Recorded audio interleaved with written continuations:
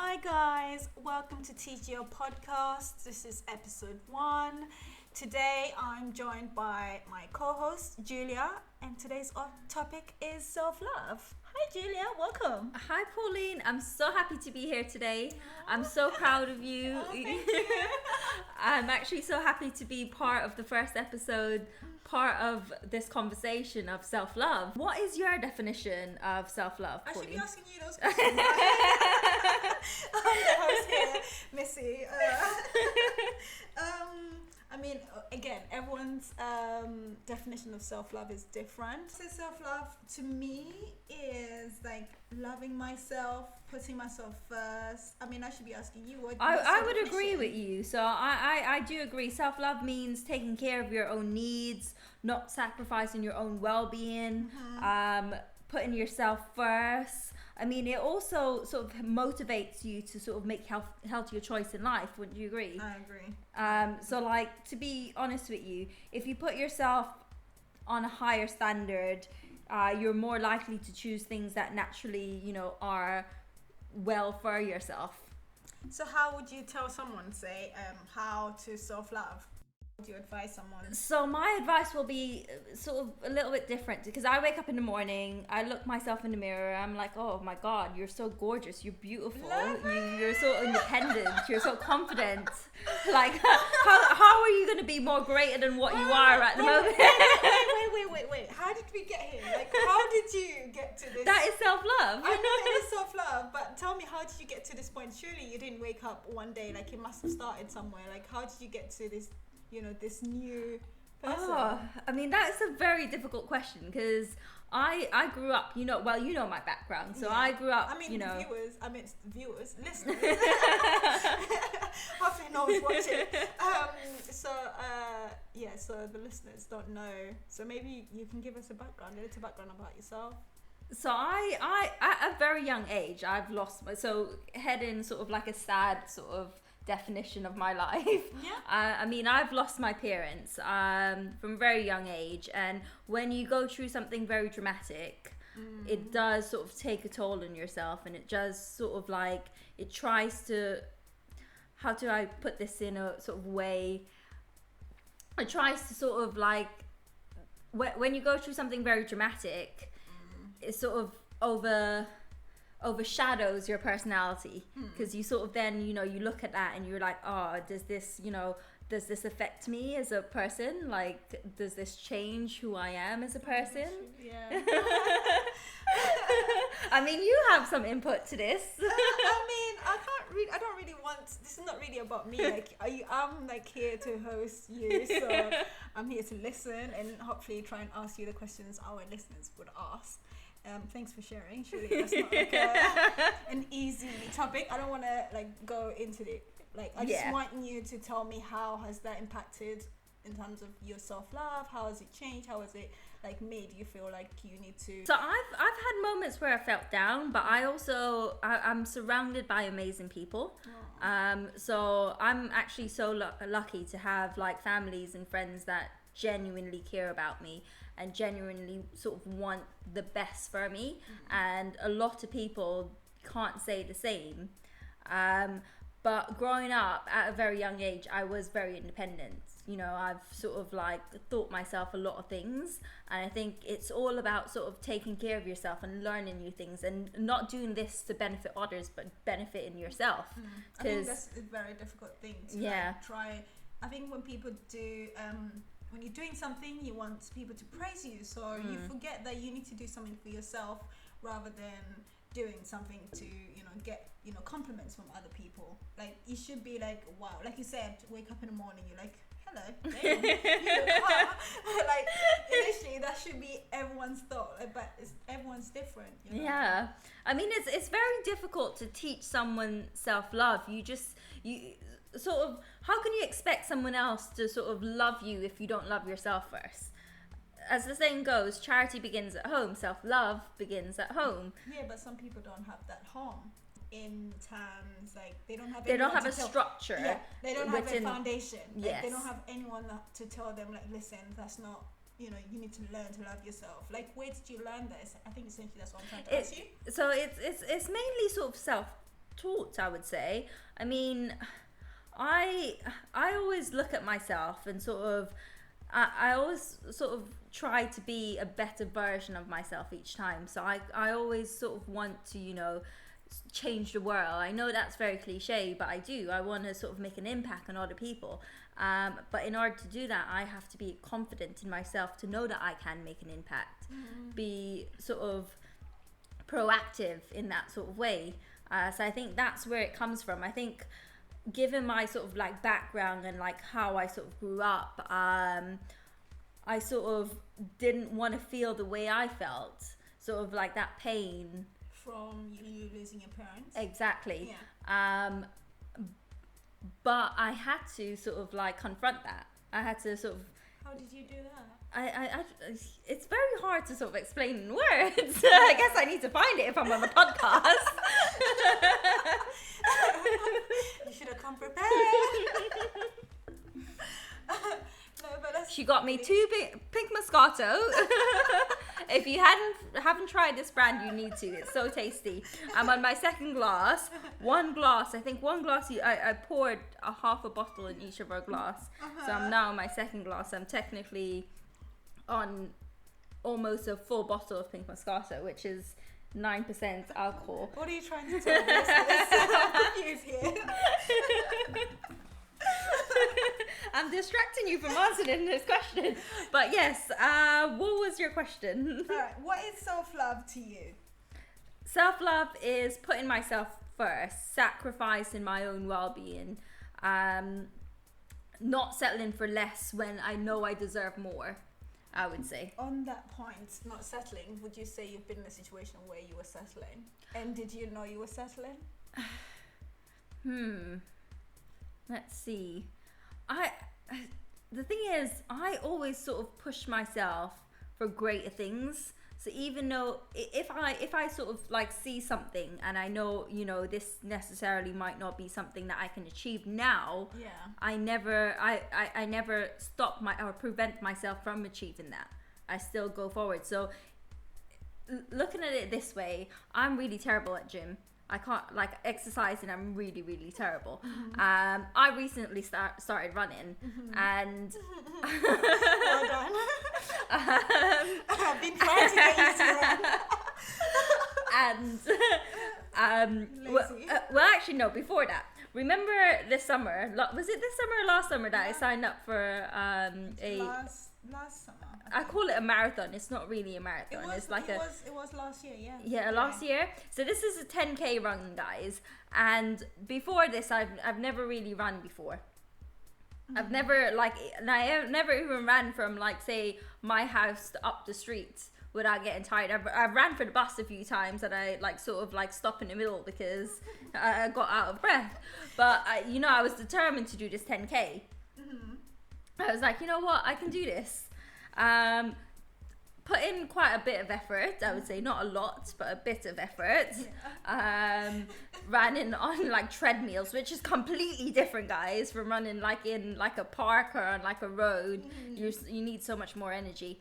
And I was like, okay, you know what, that's fine, I'll do this. I've got to do this. This is for charity. Yeah. I've got a motive. I need to complete this. I need to do this for me. I need to do this to prove that I can do this. I need to do this to strive.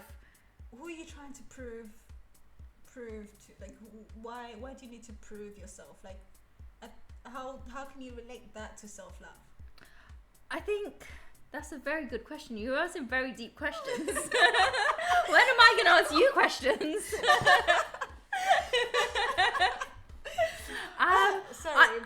To be honest, I'm a very competitive person by nature. I agree. And I don't. By the way, Jules and I went to school together, so when she says competitive, I know what she means. We used to compete in our everything. Everything. Pretty much everything.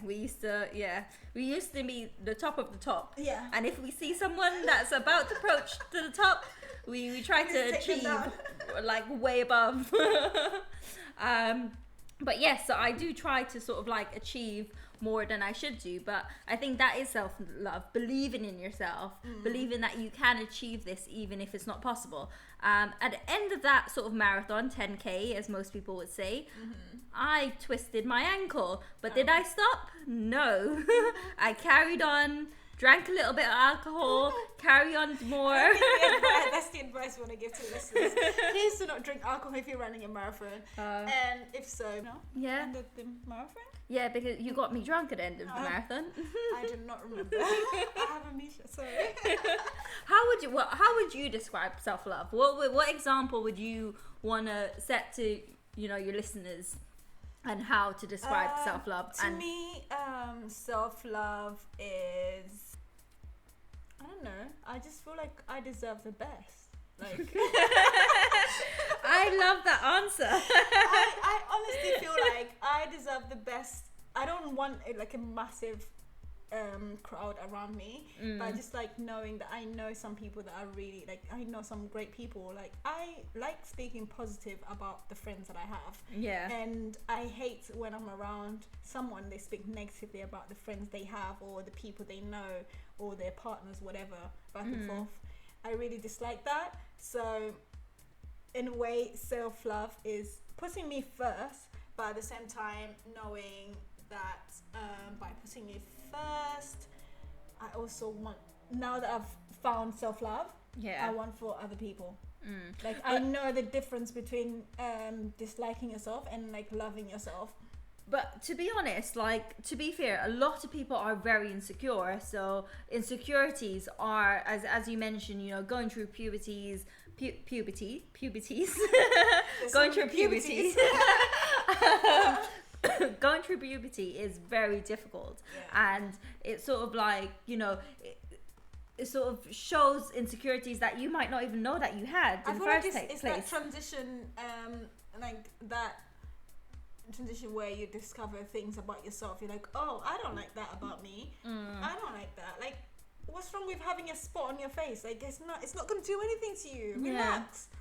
But obviously, and then that stuff kind of carries on with you. And obviously, like, when you stress, I think when you get older, you know, oh, this doesn't really matter. Like, I mean, I've got a spot here, but it'll go away, hopefully. Do you see it? You're already on the other side of the transition, babe. Like, but so yeah, I feel like insecurities come from, so you know, when you become a teenager or something happens to you that's really traumatic, it stays with you, and like you don't know how to get out of that. Every now and then something will happen and it will trigger that feeling, and then you kind of, I think one thing I know is like I don't like to project my insecurities onto someone else. So that's something I live in awareness. I'm very aware of my actions.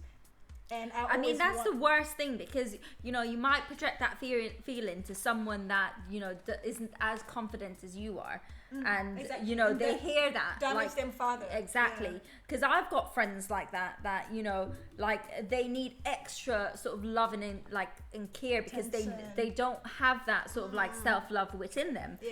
You know, they need others to sort of reassure them, which, to be honest, people, you don't need that. You need to sort of like, you know, look at yourself in the mirror, just be like, look, like, see the positive, like, forget about the negative, like, we'll deal with the negative in years, like, fuck, can I swear?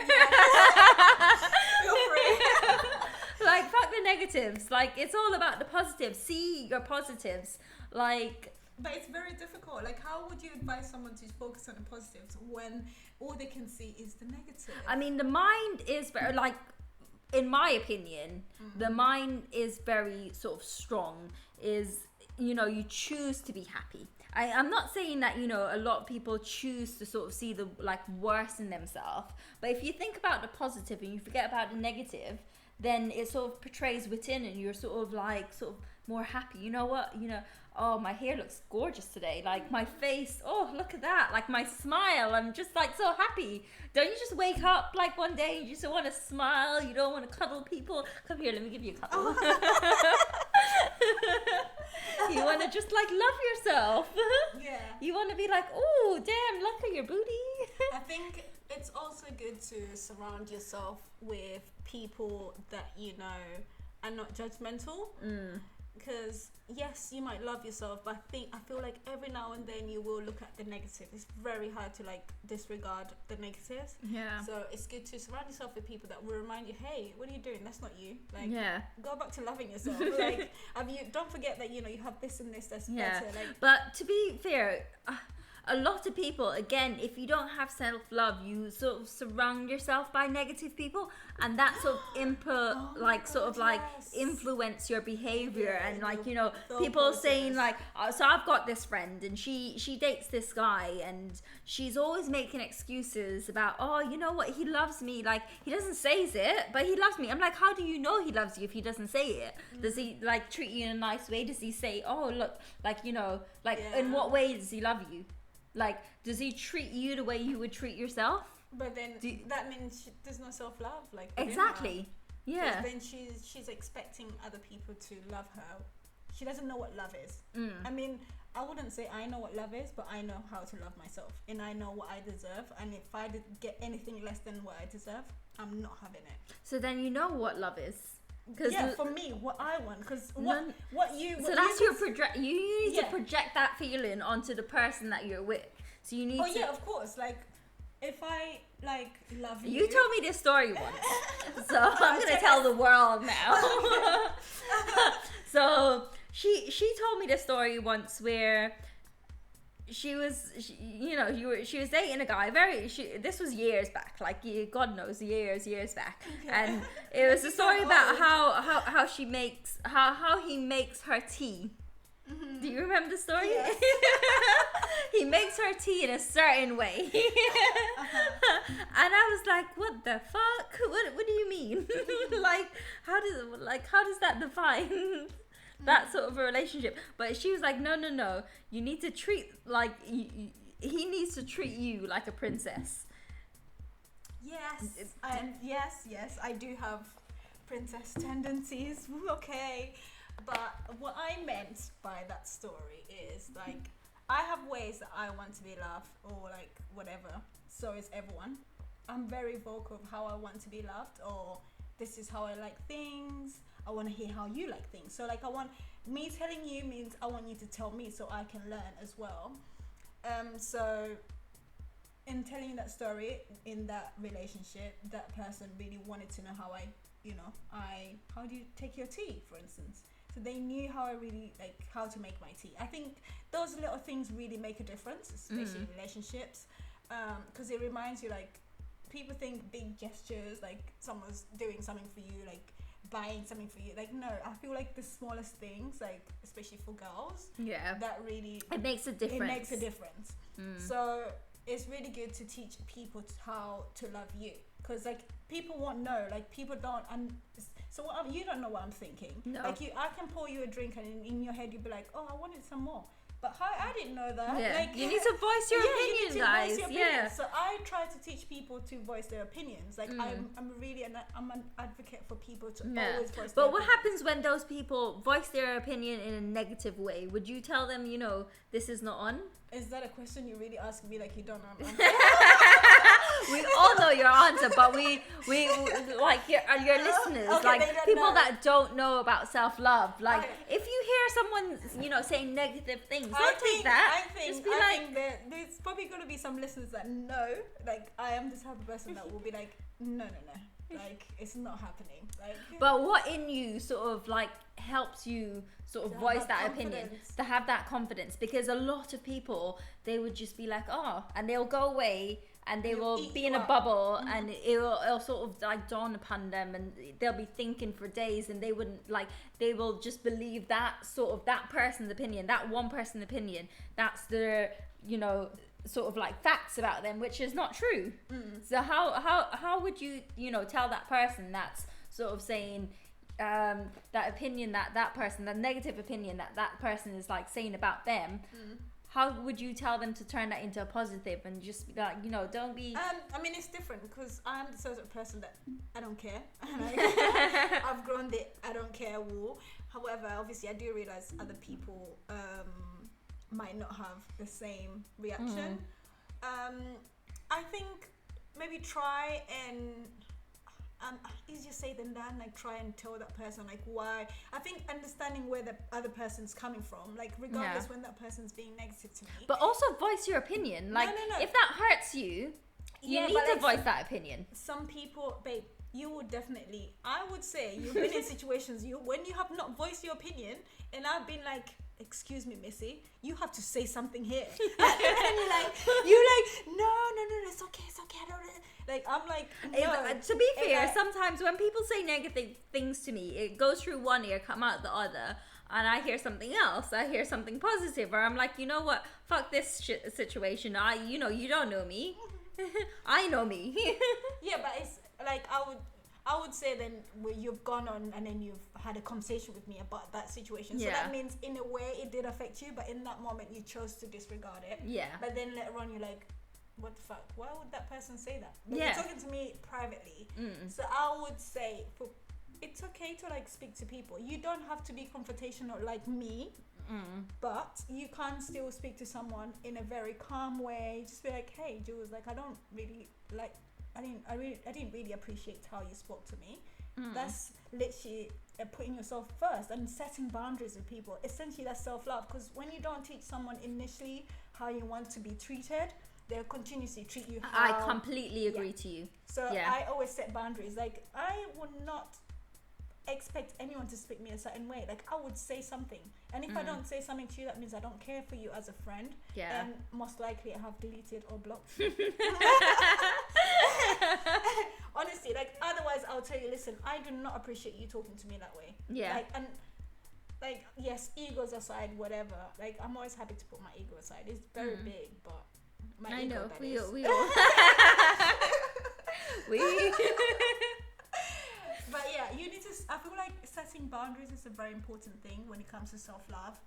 Because if you don't have boundaries, people speak to you or however they want. People do things around you that you just tolerate, especially when these friends are close to you. Yeah, I mean, I always like in terms of like friends, I would say I only have like maybe less than 5 true friends. Like less than 5 friends that I would go to and be like, oh, you know, this is going on in my life, this is going on in my life, and I would know that they'll give me their honest opinion, and they would only think of sort of like the best scenario and situation to help me out. Yeah. Whereas a lot of people, they pretend to be sort of your friends and sort of like give you negative views on life, and maybe those people are your friend, but in my opinion, no. But that's a different subject altogether. Yeah, I mean, when we were talking about friends, different. I think. Yeah, that would be. But it still relates. It still relates to self-love and boundaries. Like, you know, you need to think of yourself. That is self-love. You know, thinking of like how just you, like you know, if say for example you're in a long queue, you're very hungry. You're at KFC, for example. I don't know, KFC just popped into my mind. Are you hungry? A little bit, maybe. And, you know, there's a last bucket of chicken on there. And then there's like maybe a few drunken people behind you. But you know what? Fuck them. You want that chicken. You take that chicken. I would cheat just to make myself happy. That is a different subject, and I do not agree. I will fight her on this. Hold on a second. When I say cheat, I mean okay. I don't mean like what you're thinking, relationship cheating. I mean like if I'm in a queue, I would jump the queue. Like, I know you would. You cheat in Monopoly. You cheat in what's that card game? You know what I'm talking about. So I have taught Jules and a few friends of mine this game called Matatu. It's a Ugandan game. And apparently they think I cheat, but I actually don't cheat. Like, I actually play an honest game. I'm just so good at it. So. Nerd, of course. It's just, you know, self-love, you know, teaching yourself, being the best. Being the winner. Being the winner is self-love. I'm winning even before. You know what? I agree with you. Yeah. You need to be a winner. Even when I'm losing, I'm winning. Yes. It's fine. Like, people lose all the time. It's okay. Think of the positive. Think of what you learned from that losing situation. Okay, to be fair, I am actually so loser, so I prefer winning. I mean, I'm okay. Like, if I lose, that's fine. I evaluate the situation. I'm like, okay, you know what? That's fine. How can I improve myself? And that is what self-love is, improving yourself. Like, learning sort of Wanting like to- every wanting sort the of best bits for about yourself. Being unconditionally loved by yourself. Yeah. Like, you know, I probably want a flat stomach, but I drink too much. But you know what? I love it anyway. It's fine. The thing is that you're happy. Yes. Okay? Hey, you've started running. Uh-huh. So that in itself is you're trying to do what you can do to get yourself looking even better. Yes. So I think if you were you have more positives than negatives working for you, I think you should focus more on the positives. And try and it's hard. It's easy. I mean, you will always have negatives. That's the thing. You'll always have negatives. But, you know, if you're unhappy in that negative, I think you should sort of, you know, think of a way, instead of focusing on the negative, thinking of a way of how to improve that negative into a positive. Or working on that negative. Yeah. Like, if you don't like something about yourself, invest in yourself, invest time, invest resources. Like, let me ask you a question. So on the topic of self-love, what are your thoughts on therapy? I think it's good. I think it's good to have sort of like your definition of what you're going through. Have you ever had therapy before? I have, yes. Well, how old were you I in was therapy? very young. God bless you. Was this after your parents had passed on? This was after my parents has passed on. So I can't remember the full detail about it, but I don't imagine, like, I wouldn't be able to tell you what exactly they taught me or what I learned from that situation, because it would have been under 10. Okay. So I wouldn't be able to tell you what happened. So say if you had a situation happened and you were broken about it, whatever, would you consider therapy? I would consider therapy, but you know what? I've got amazing friends like you, so I would always come to you first and ask your opinion about this. And if you're unable to help me, yes, I will invest further time in myself to take care of myself first, because that is what self-love is. Yeah, because I always think like it's very difficult to get yourself some therapy, because it's very hard to acknowledging the fact that you are in a situation or you don't love yourself, or these kind of things have a story, they have a background. So I think everyone should always be like, why am I like this? Why is this happening? Or why am I always focusing on the negative? Although some people's negatives drive them to do better. I have come across some people, but then they tend to project their negativity on other people. So it does. Why do you think that's the case? Why do other people project their negativity to others? I think because they're not happy with the things that, you know, they're doing, or the things that have happened with them, or the fact. So they tend to project it on you, or like the way they speak to you, or. I hate that. Like, even if I'm going through something really, really terrible, I wouldn't want my friends or family to go through that same thing. I'd want them to sort of like, you know, learn from my mistakes and do better. If I am going through something like that. But you need to voice those mistakes. I always do. I think I do. What mistakes haven't voiced? Tell me. Only because I've been there. Like, I would say self-love. If you love yourself enough, you should not be embarrassed with your, like, you know, embarrassed with your past. Do you know what I mean? I don't think I'm embarrassed with my past. Jules is pouring me another drink. You're trying to get me drunk. I'm drinking more than you are. Come on. Well, you said you like drinking. So. Anyway, so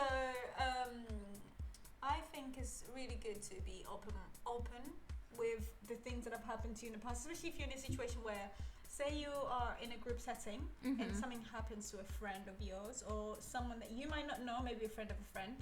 Would you be willing to tell them something similar has happened to you, that they should not fear, or, you know, things are going to get better? Would you say, honestly speaking, would you say you're the type of person to be vocal and be, you know, be honest with them. I think it depends on the person, and it depends how, like, it depends on the situation. If they're speaking directly to me and they want to know my opinion, and they are in sort of like a vulnerable like situation, I will offer my advice. I don't think I'm like sort of like warm. What do you mean by that? Like, I mean, in a situation, if someone tells me something very heartbreaking, even though I sort of like, I feel it in my heart, I don't think I'm like very vocal with that warmth. Why do you think that? I am like that as a person. I feel like I can be sometimes really cold. So like, if someone tells me something very heartbreaking, and I feel that to my core, I wouldn't be able to be like, oh, you know what? Like, I'm so sorry to hear this. Like, I can't sort of be emotionally vulnerable. How can you? I can't relate that to self-love. If you are like a cold person, how can you relate that to self-love? Like, in a way, is it something that you haven't like addressed in your past? I think it's making you know.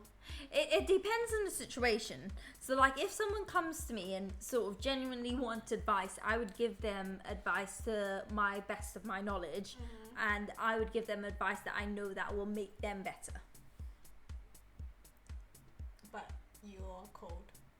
I mean, if they come to me and be like, oh no, like this person is, you know, treating me really, like, okay, I'll go back to this like example of my friends, where she's sort of saying, you know, this person's treating me really horrible, I don't know, but I keep going back to him. I'm like, in my mind, I'm like, bitch, what? Why do you mean in your mind? Why can you not say what's I mean, I voice the opinion. I tell her, you know, you should be with someone that truly cares about you. Have you ever thought about, rather than telling them what they should do and trying to understand why they're like that?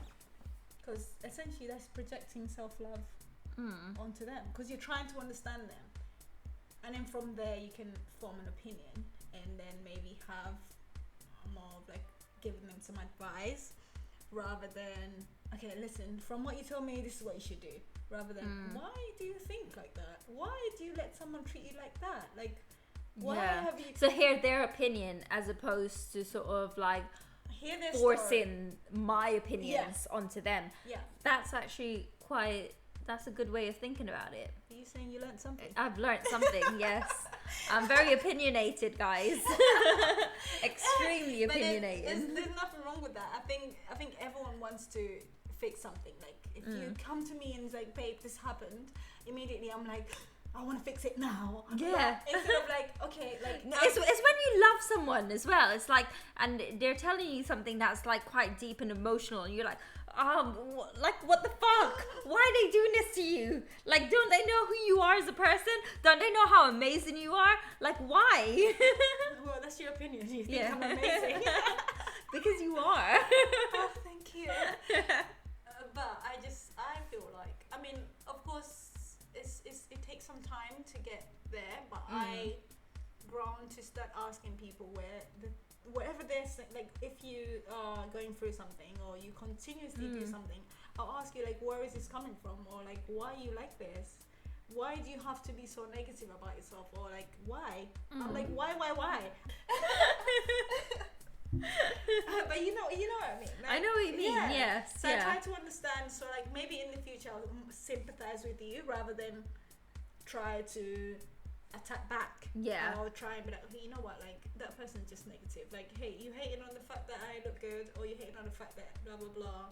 I'm just gonna leave you in your negativity. Why do you think people become so negative though? Like, do you think it's sort of like their environment? Do you think like, you know, they never get anything that they sort of like feel they deserve? Everyone deserves something. Like, everyone feel like they deserve the best. Here is a good question for you. How do you differentiate what you need and what you want? Say that again. So how do you differentiate what you need and what you want in terms of self-love? Because honestly, I want everything and I need everything all the time right now. Oh God, but I'm the same sort of way. Like, I mean, But I'm sort of like, it's very hard to sort of like compare myself to someone that doesn't have self-love, because I've always sort of grown up thinking, okay, I need to be the best that I can be, just because going back, like, I don't have anyone else. That's how I feel. Like, I know I have people. I know I have, like, my friends. I know I have my family. I know they'll always be there. But I always see myself as a lone wolf. I always see myself as, I need to be the best that I can be. I need to sort of provide for myself. I need to sort of be on top of everything that I'm going to achieve. I want to sort of, you know... Oh, I've lost my train of thought. I can see how passionate you are. She almost should have taken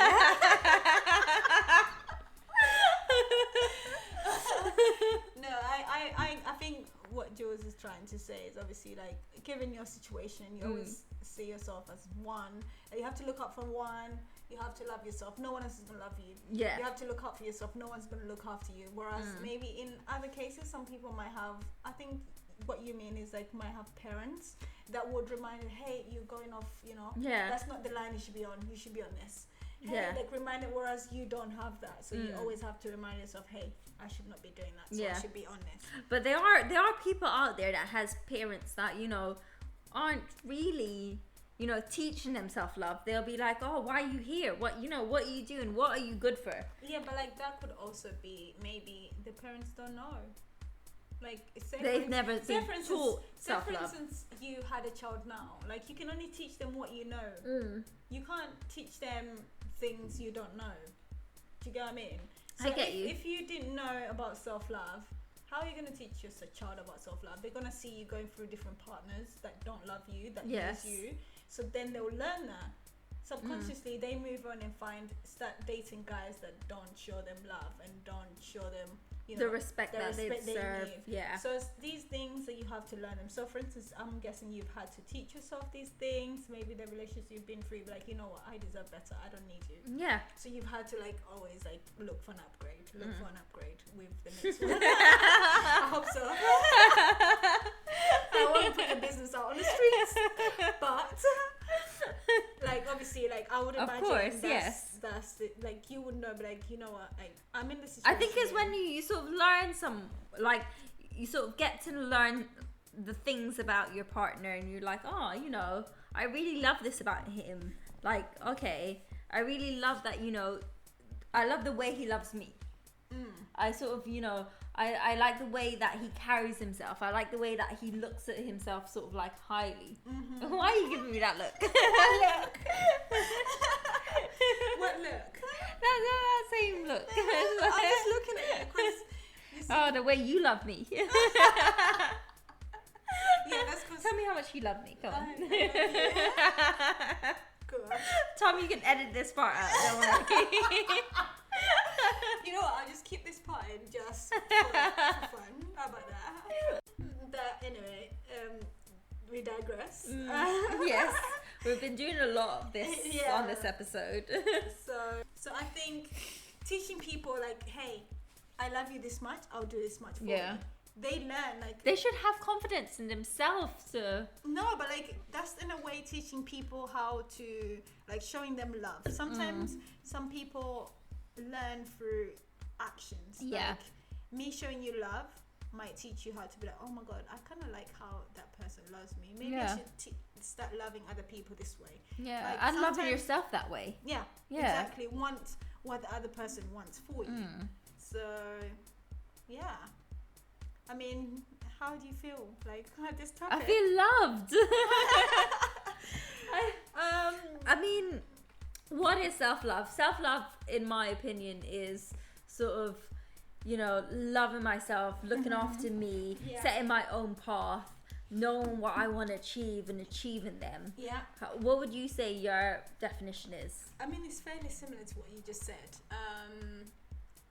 Loving myself, putting myself first, wanting the best for me and around me, so that includes my friends, and continuously wanting to improve. So I think that's continuous, like evaluating what I have. I don't need to go for other people to evaluate what I have. I can evaluate that myself. Like, am I happy? Is this making me happy? If not, then how do I change it? Do I get rid of it? No. Do I improve it? Yes. Then I have to do that. So I think everyone is to try and adapt somehow, that like adopt something that will make their life better. Yeah. So those people listening out there that, you know, find it very difficult to self-advice, would you sort of send to them? Do you know what it is? Why are you asking me this question? I mean, I'm gonna answer this question, and I want you to answer the same question. I would say, really and truly, it's not something you're gonna learn overnight. I think the first step is identifying the fact that asking yourself, do you love yourself enough to do this? Do you love yourself enough that you would voice something that you're not happy with? I think identifying the things that you're not happy with, and also identifying the things that you're happy with. And if the things that you're happy with overweigh the things that you're not happy with, then you should focus on the things that make you happy. Yeah. And then from there, you can start drawing different measures to deal with the things that make you unhappy. So I think essentially that is self-love. So putting, like, for instance, if it's something that really puts you down, or someone that puts you down, how do you deal with that person? Do you need to speak to them? Do you need to, if you speak to them, is there a way? Try and seek advice. Like, there's nothing wrong with asking for help. Honestly, there's nothing. I have gone through asking for help. I don't mind. Like, I will ask for help. I'll ask a stranger for help. You should ask for help. I think, like, that's sort of key. You need to sort of, like, if you're unsure of any sort of definition or anything like that, it's really good to sort of, like, seek advice, you know, sort of like research, you know, like different ways. Like, okay, if you're unsure on how to make yourself happy, because a lot of people out there are unsure of, you know, what steps to take to make yourself happy, because, you know, you've never had that sort of, like, you know, care and sort of like way to go about and be like, oh yeah, you know what, I'm happy because I'm just genuinely like happy about life. Like, you need to sort of like uplift yourself. Don't do drugs, guys. That's another thing, because in happiness. Okay, what advice, obviously I understand that, it's like, what would you, final thoughts, what would you say to someone like on this topic? What would, you know, take away from this? What would the takeaway be to you? I would say you need to sort of evaluate, you know, what makes you happy. What sort of makes you carry on in life? What sort of makes you, you know, wake up in the morning and be like, oh, today is going to be a great day. You know why? Because I am, you know, feeling happy. I'm feeling sort of, you know, spontaneous. I'm feeling, you know, energetic. I'm feeling like acting on my sort of like inner emotion. Like, you know what, like, fuck everything else that's going wrong. Corona, you know, fuck that. Like, do what makes you feel happy from the inside, and project that happiness on the outside. Deal with in first. Yeah. For it to be projected on the out. Oh wow, guys. Well, I'm gonna conclude. Well, thank you so much for joining me in my first ever episode on TGO Podcast. You didn't even ask me what TGO stands for. What does TGO stand for? I know what this means, guys, but this is for your own benefit. That's good. All right. I mean, we can have an episode where we explore how we came to that name, but today is not the one. Thank you so much for joining us this week on TGO Podcast. We might have a part 2 on this. Woo-hoo! I think it will be better to have someone who's maybe not on the same level in terms of confidence. Just so we get a different perspective. If we get more people, I'll be so happy. But, you know, one at a time. One at a time. How about that? So yeah, thanks you guys for joining us this week on TGO Podcast. Make sure you share this episode with a friend. Follow us on Instagram, is TGO Podcast, and we also have a YouTube channel, TGO Podcast. If anything, it's That's Good Oral Podcast. Be sure to tune in next week for our next episode. That's Good Oral. Bye bye.